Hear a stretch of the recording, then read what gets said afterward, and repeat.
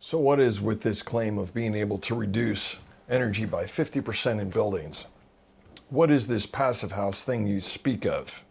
I want to put it in the context of three other programs that have been running for a really long time, here in the United States anyway. And the first is Leadership in Energy and Environmental Design, which currently covers 5 categories of environmental impact that buildings make. And it provides us a way to do measured and targeted performance improvements in all 5 of those categories. One of those categories is energy. And LEED has been very successful. The folks who run the U.S. Green Building Council have been very successful at getting the word out to the entire architectural community and construction community, and particularly the public sector, for being able to employ these techniques. And you can see the LEED certification plaques in a lot of public buildings in the United States. They've had trouble in the energy sector and trying to get points into that because we've had a hard time with the building science around that, is my speculation on it. So we'll talk about that in a second. But the second thing, the other program that's been going on, and it's also a category in LEED, is material usage. And material usage in LEED covers things like, are you recycling on the job site? Have you organized to make sure that all of the products that can be recycled are gathered and recycled during the job? Specify it, document it, prove that you've done it, and you get points for it. But the other thing it tracks is, are there environmentally more beneficial products that can be introduced into your building other than the ones that are generally available? Bamboo flooring is a fantastic example. Blue jean insulation is another example that I've used in my own life. But what if we could do a comprehensive analysis of all of the products that go into our buildings, from the concrete to the paint to the light fixtures, and understand what the environmental impact is of the creation of all of those products throughout their life cycle? And we could give it a number, and we could compare that company's offering to that company's offering, and assuming that everything else is equal, same price, same availability, same tradespeople involved, pick the one that has lower environmental impact.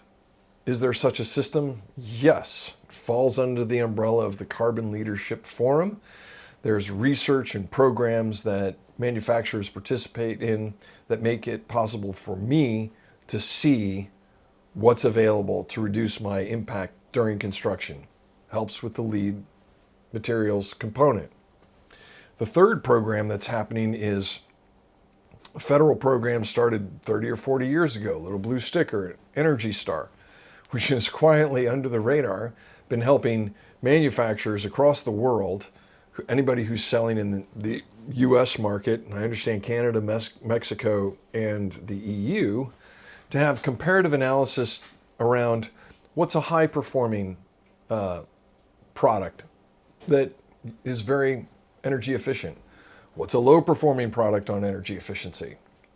And can you mark where you are in that territory? And if you participate in that program, you can put a sticker on your product out for consumer consumption that says, this is how much this product uses. And so us consumers who might be looking at that information can make informed decisions of energy consumption in these products. And it helps the manufacturers target their energy efficiency efforts. Happens to also be in play for all buildings except for single-family homes. If EnergyStar has a single-family home component, please let me know.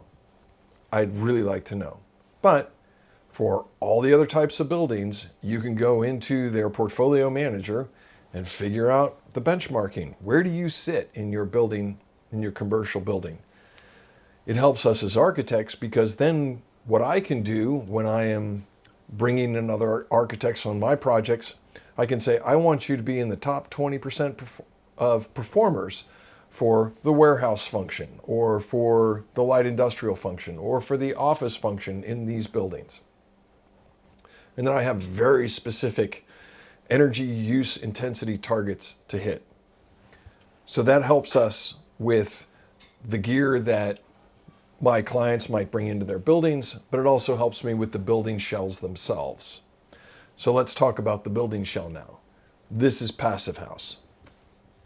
So since the very beginning of my career, I've been fussing with the problem of how do I reduce the energy use of my building before I put in heating and before I put in cooling.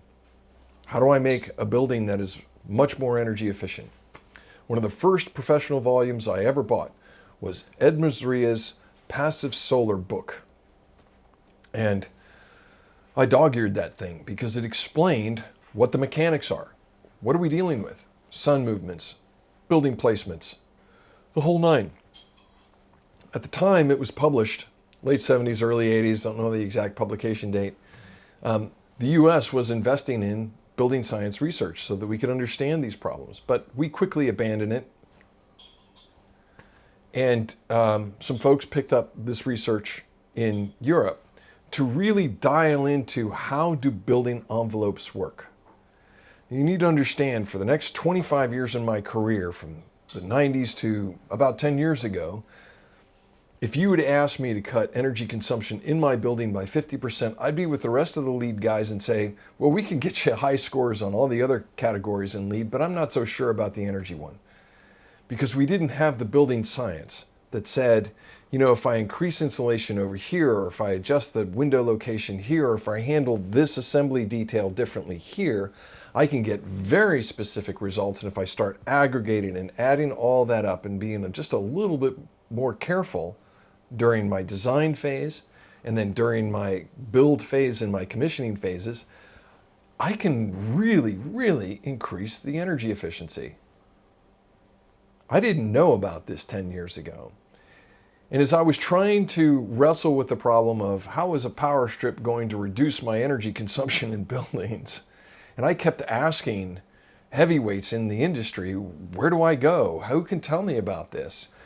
One person led to another person, led to another person, who I ended up having lunch with, and she said, well, you need to come to our conference in New York City in 2015. So that's what I did. I went up and I signed up for the 2 days worth of, basic conference presentation stuff.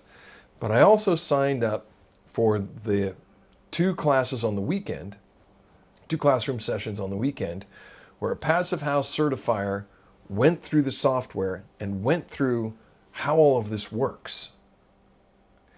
And it changed everything for me, because he was able to show the 10 or 12 of us in that room that day, and they run these seminars all the time, these weekend seminars all the time. He was able to show us that if we make an adjustment to that assembly, or we make an adjustment here in the software, we change those details, we change those variables, you can see the energy use intensity results right there on the screen. And we can start moving towards a numerical quantitative target with high reliability and high predictability. We have not had this capacity in practice, to my knowledge, ever. And that predictive quality, that ability to do this, means that when I go through the design cycles, the 3 major phases of design, and I run that analysis once, twice, 3 times. The first time coming out of schematic design with the mechanical engineer and the electrical engineer in tow, we can recalculate, retabulate, come back to you and say, this is where we stand, this is our decision set that we need to go through, decide if we want to move forward.